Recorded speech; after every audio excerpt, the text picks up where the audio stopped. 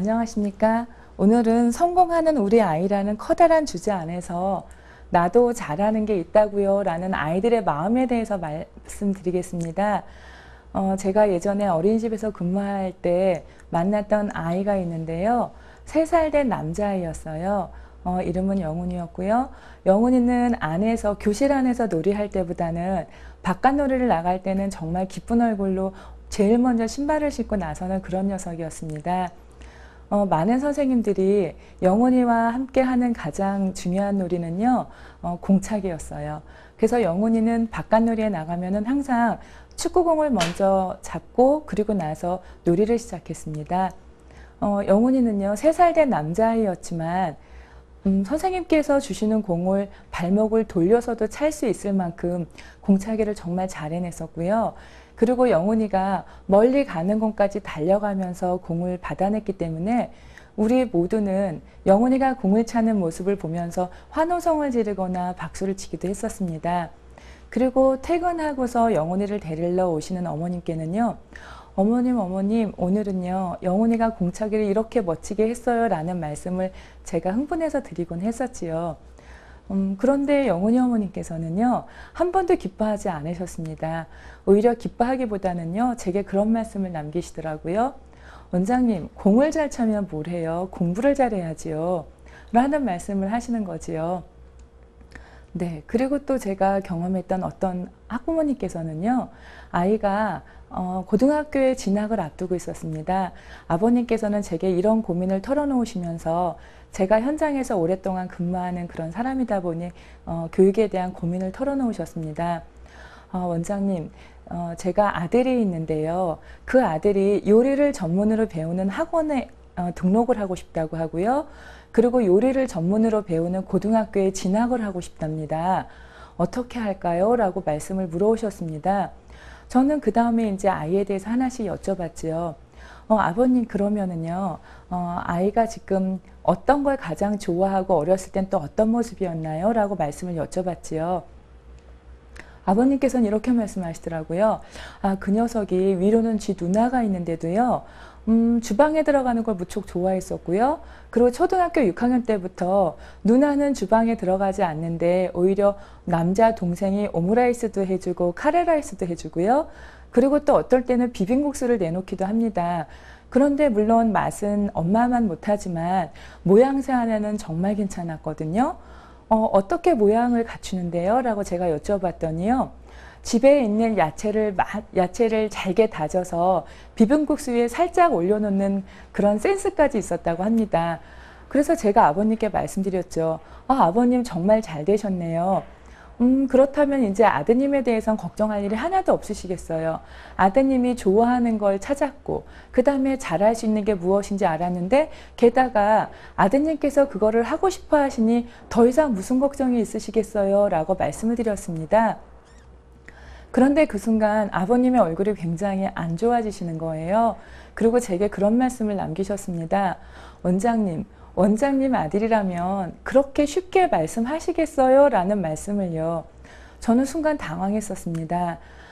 그러면 우리가 모든 아이를 성공하는 아이로 키우고 싶어 합니다.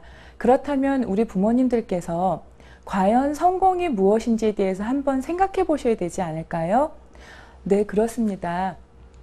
일단 성공한 사람들의 가장 커다란 특징은요, 행복해야 한다고 생각합니다.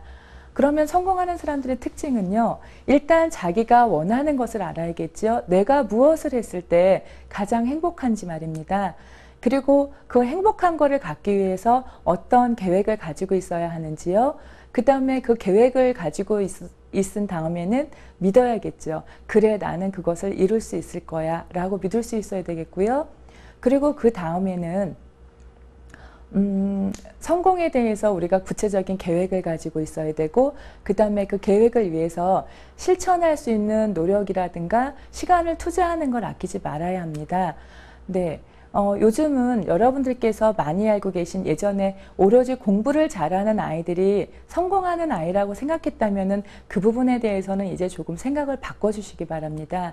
하워드 가드너라는 그 학자는요, 사람에게는 학습 능력 외에도 8가지 이상의 특별한 영역의 지능을 가지고 있다고 이야기했습니다. 하워드 가드너라는 학자가 다중지능 이론이라는 걸 이야기했었고요. 이미 학계에선 널리 퍼져 있는 그런 이론입니다.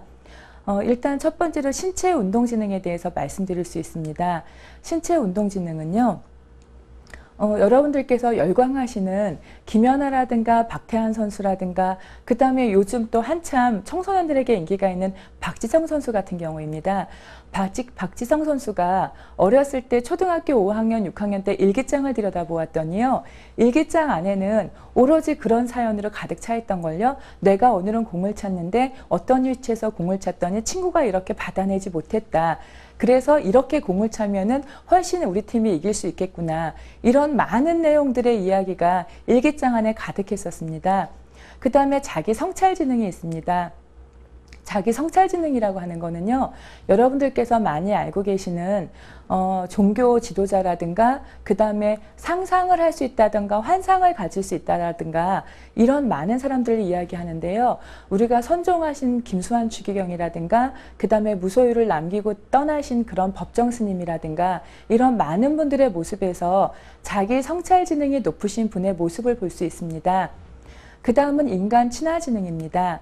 여러분들께서 가끔은요, 많이 배우거나 그 다음에 공부를 잘한 것과 상관없이요, 굉장히 많은 소득을 가지신 분들을 뵐 수 있습니다. 자동차 딜러를 하신다던가 아니면 보험업계에서의 여왕으로 나타나시는 그런 많은 분들이 계시지요. 예, 그분들께서는 학습 능력과 여러분들이 생각하시는 영어, 수학, 언어의 어떤 학습 능력과는 관계없는 그런 지능을 가지고 계신 거지요. 그래서 그분들의 많은 소득을 지켜보시면은 다른 사람의 감정을 읽고 다른 사람의 입장에서 생각하고 그리고 나서 거래를 시작하시면은 굉장히 많은 도움을 얻을 수 있다라고 이야기를 하십니다. 그런 인간 친화 지능이 있고요. 그 다음에 논리 수학 지능도 물론 하워드 가드너는 이야기했습니다. 우리가 많이 알고 있는 수학을 잘할 수 있다라든가 아니면 논리적으로 생각하는 그런 능력을 이야기하고 있습니다. 그 다음 언어 지능이 있는데요. 여러분들께서 혹시 개그맨들이나 개그우먼들의 많은 이야기들을 들으면서 배꼽 잡으면서 뒤로 넘어지시는 그런 경험이 있으시지요? 근데 또 한결같이 그분들에게 여쭤봅니다. 초등학교, 중학교, 고등학교 때 성적은 어떠셨는지요? 라고 물어보면은요, 고개를 떨구면서 씩 하고 웃으시죠. 아, 나 그런 거 별로 안 했거든요. 라고 이야기를 합니다. 그렇지만 우리가 그 사람들의 삶을 봤을 때 굉장히 성공한 인생 맞습니다. 그리고 많은 사람들에게 문학이라든가 시라든가 이런 언어를 통한 즐거움을 주는 그런 분들이 계시지요. 네, 그 다음은 음악지능입니다. 제가 유치원에서 경험했던 아이 중에요. 3, 4월 달에 선생님이 많이 치시는 피아노 곡을 듣더니 그 다음에는 자기가 그 피아노 곡을 대신 쳐주겠다고 피아노 위에 앉더군요. 네, 음악 지능이라는 거는 순간 작곡을 잘 해낼 수 있는 그런 능력도 있을 수 있고요. 그 다음에 어려서부터 한 번 들은 노래를 굉장히 잘 다시 불러서 동네에 어떤 재롱동이가 됐다는 그런 경우도 있을 수 있고요. 그 다음에 요즘 여러분들이 텔레비전 프로에서 많이 보시지요. 음악에 대한 열정이라든가 노래에 대한 열정 하나를 가지고 그 사람이 앞으로 너무 많은 것들을 해낼 수 있는 그런 모습들을 많이 보여주고 있습니다. 그 다음은 공간지능을 이야기했습니다.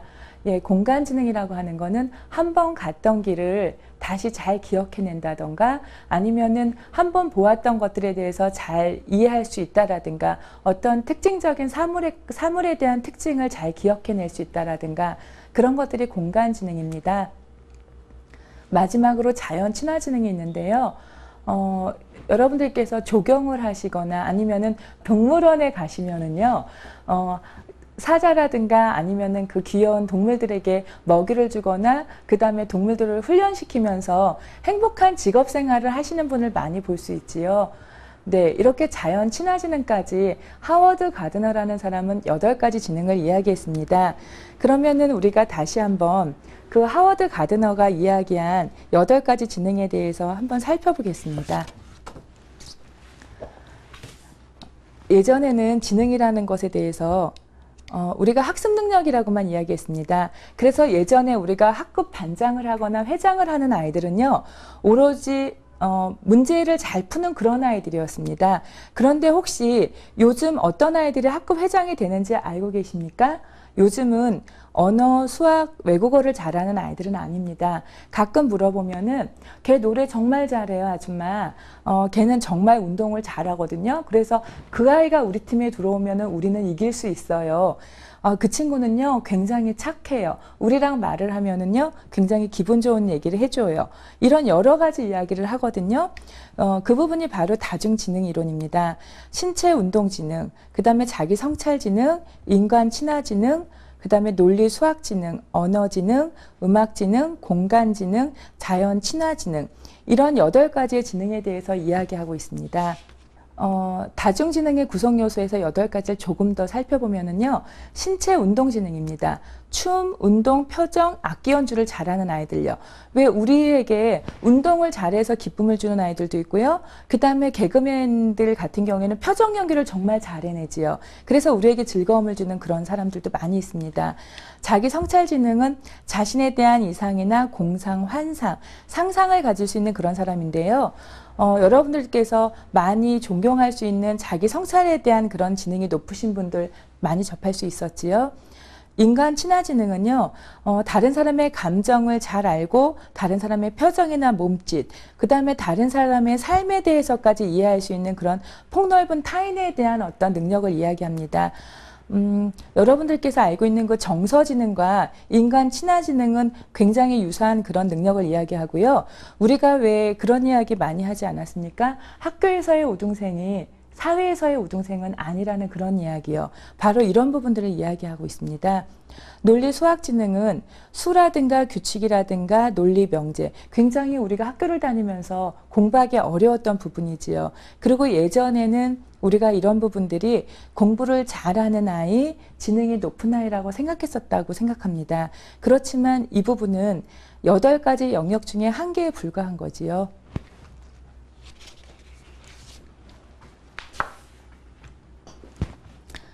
네, 그 다음은 언어지능입니다. 언어지능은 우리가 개그맨들의 어떤 우스갯소리를 통해서라든가 아니면 문학작품이라든가 동시라든가 그 다음에 많은 유머를 생각할 수 있는 그런 아이들의 모습에서 언어지능이 높다라는 걸 알 수 있고요. 음악지능은 요즘 여러분들이 텔레비전에서 많이 볼 수 있는 리듬이라든가 소리라든가 이런 걸 잘 해낼 수 있는 가수들도 있을 수 있고요. 그리고 작곡을 쉽게 하는 사람들, 악기 연주를 잘하는 사람들, 이런 사람들이 음악지능이 높은 사람들입니다. 공간지능은요, 평면과 입체의 사고를 전환할 수 있는 그런 사람들입니다. 그래서 한 번 갔던 길을 잘 안다든가 약도를 잘 그릴 수 있다든가 그 다음에 블록놀이를 하면서 평면으로 그려진 카드를 입체의 블록으로 잘 만들 수 있다라든가요. 자연 친화지능은요, 동식물하고 굉장히 친근한 상호작용을 할 수 있는 그런 동식물과 친근할 수 있는 능력입니다. 조경사업이라든가 그 다음에 동물원에서의 조련사로 일한다거나 사육사로 일할 수 있다든가 그 다음에 수의사라든가 그런 분들께서는 자연 친화지능이 높다라고 우리가 이야기할 수 있습니다. 이제 여러분들께서 갖고 계시는 그 생각 중에서 우리 아이가 공을 잘 차는 건 의미가 없어요. 우리 아이는 공부를 잘해야 돼요 라고 생각하고 계시다면 이 아이들이 앞으로 살아나가는 세상에서는요, 직장을 20번 이상 이동한다고 합니다.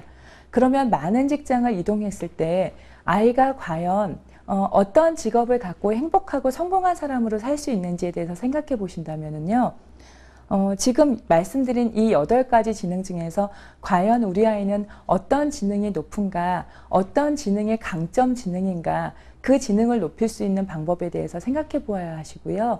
그리고 아이가 그런 모습을 보였을 때 굉장히 많은 칭찬과 격려를 해주시기 바랍니다. 그럼으로써 나도 잘하는 게 있어요 라고 아이들이 생각할 수 있고요. 그 잘하는 거를 더 잘할 수 있는 아이로, 그래서 성공하는 아이로 키울 수 있을 테니까 말입니다. 네, 오늘은 다중지능의 구성 요소에 대해서 말씀드리면서 우리 아이가 다중지능 중에서 어떤 지능이 높은지 오늘부터 아이의 모습을 잘 관찰해 보시기 바랍니다. 감사합니다.